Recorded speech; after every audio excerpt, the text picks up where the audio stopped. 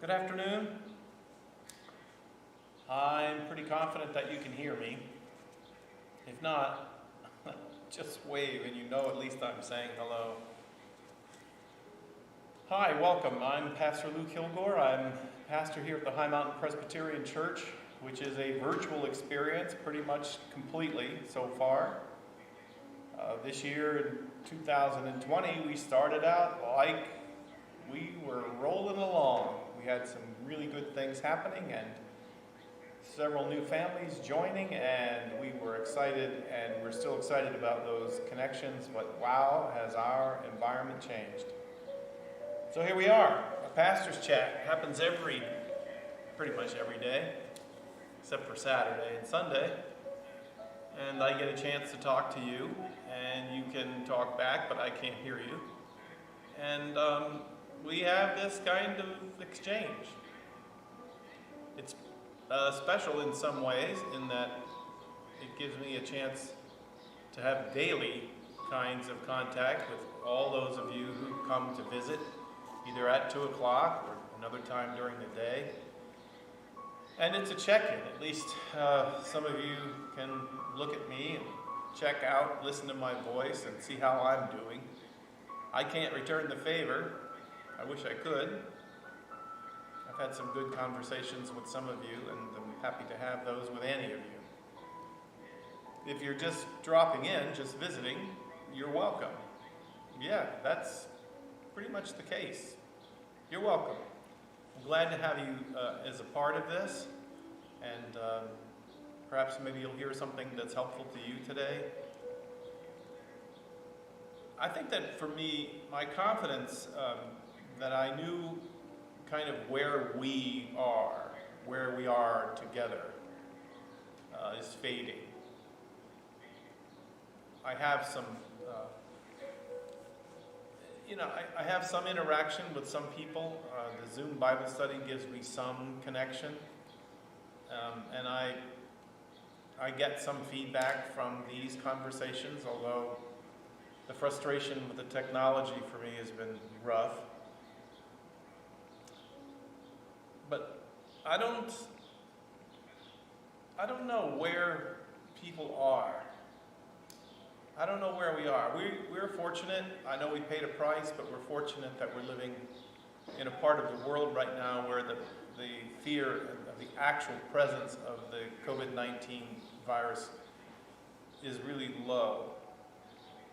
My hope, and I don't know, that's why I say I don't know where you are, my hope is that we can keep the safe practices in place in a strong regimen that will allow us to keep this number of infections really low.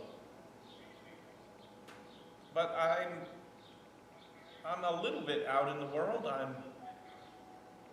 I'm out there interacting with some people. I did a funeral yesterday. It was the largest in-person gathering I've been a part of since May, since April. But masks were in place. Social distancing wasn't really practiced all that well. And funerals, are very, very contagious events. So it left me a little concerned. I tried to protect myself. I did. I kept my distance, washed my hands. I had my mask on.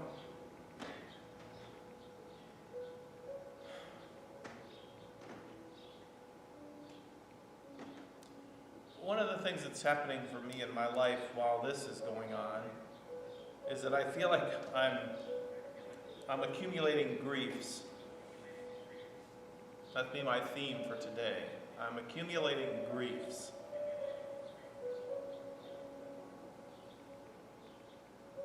As I was driving past the front of the church here the other day, I had a pang, a grief pang.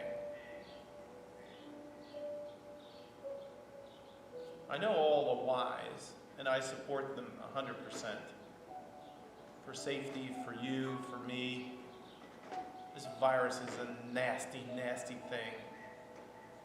I have another clergy friend now who has this virus, and his wife has it, and his daughter daughter has it. And it's awful. And they don't live in Florida. They live right here.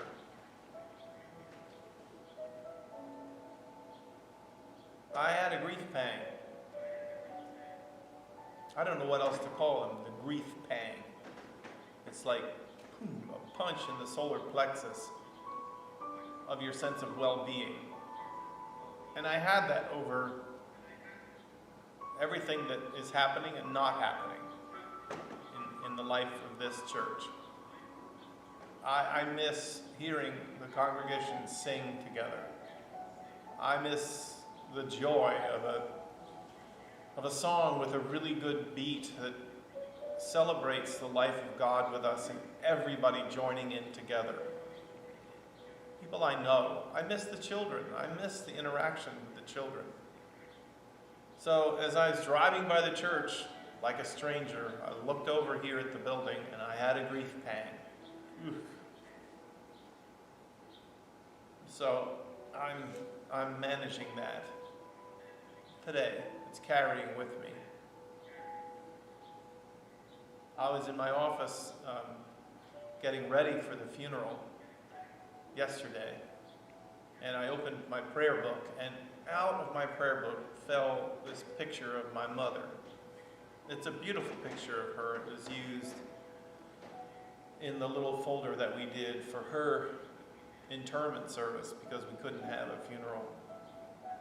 It's a beautiful picture of my mom. My mom was a beautiful woman. And, grief pang. Solar plexus. Took it right in the gut.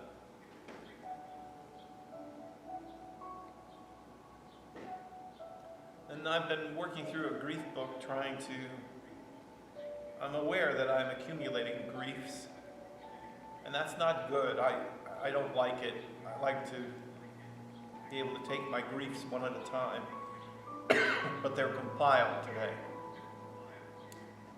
Not just my griefs, but griefs for friends, for other people's experiences in life.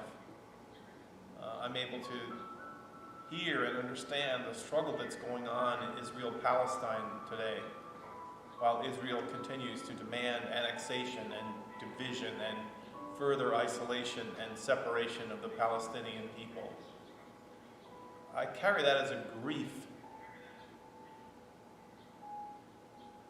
I continue to feel the grief and carry the weight from my black, African American, and other black community friends, black and brown. I carry these days in a way that I was able to in the past push off. I carry a grief for the struggle.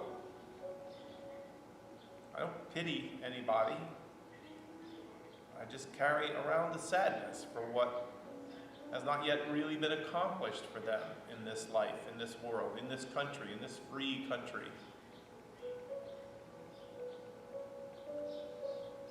So pardon me if I'm using your time for a chat with me for my own spiritual, mental well-being. Because I've known for a very long time that when you experience a grief, most of our instinct is to push it away and push it out, and for good reasons. It's painful. But that ultimately, the only way it ultimately really goes away, or the only way it really becomes not a punch in the solar plexus, which is going to surprise you, is to bring it out when it's ready, when you're ready. So I'm bringing it out a little bit today. I'm putting it out. And you're not the only ones that I'm putting it out for. Of course, I have my partner in life, Laura, who is a great partner to talk with and talk for and to experience the difficulties of life together. That's a wonderful gift. But other clergy, and even still, some of you, I have just, it's such a treasure, some of the new relationships that have opened up for me, and getting to know your heart and to hear you Um, in the vacuum that grief creates, and it's hollowing us out, it leaves a place for the rushing in of other joys. I believe that.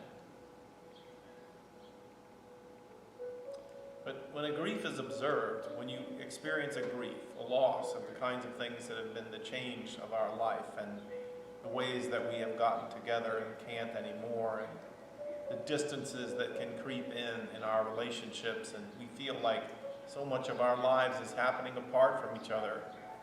There's a grief for me. And the tendency is to cope with it by just denying it, by just saying, oh, well, it's okay, it's fine, whatever. And it is, but it's not. And so I'm naming it here and now. I miss you. I miss so much about our life together, but I'm not going to pretend. I still believe it's a very dangerous world we live in. And I believe that the virus is a horrible, horrible thing. It should not be minimized of what it is like to get this virus. And maybe you can roll the dice and you'll be the lucky one to just get a sniffle and a cough and it'll be gone.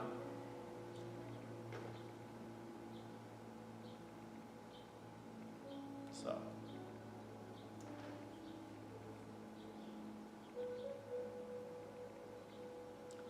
Sunday, this past Sunday after the gathering for worship, a couple of really frustrating dominoes related to the technology took place.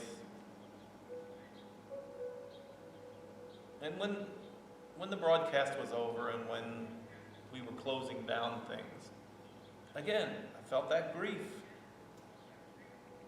There's several compounding of griefs.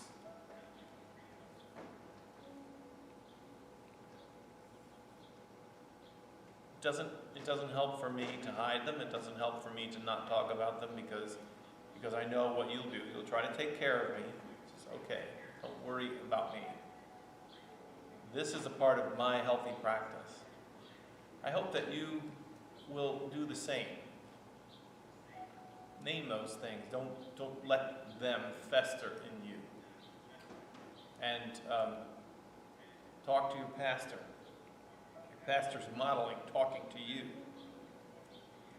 And it's not so much about finding answers. It's not.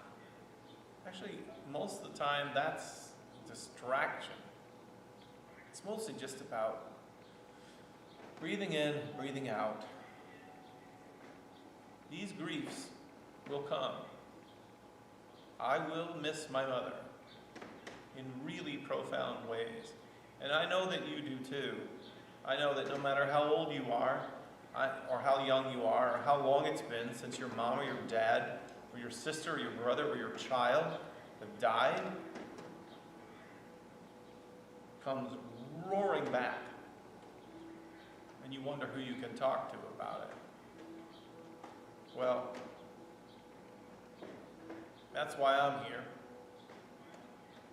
It's also why I tell you that I feel days like this too, so that you know I'm not pretending.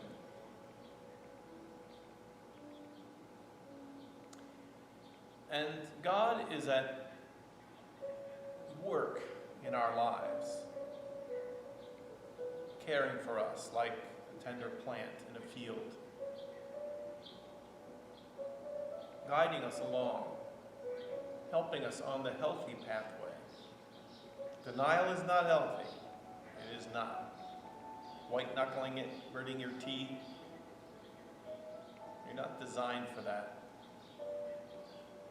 Community and sharing and companionship.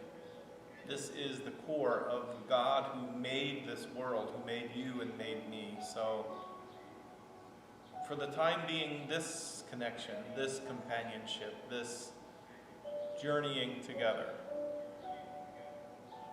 will suffice. So my fellow travelers, my companions, I hope you have, I hope that you have a clear and helpful rest rest of the day. And now the beauty, I was thinking about turning the camera up to show the billowing white clouds.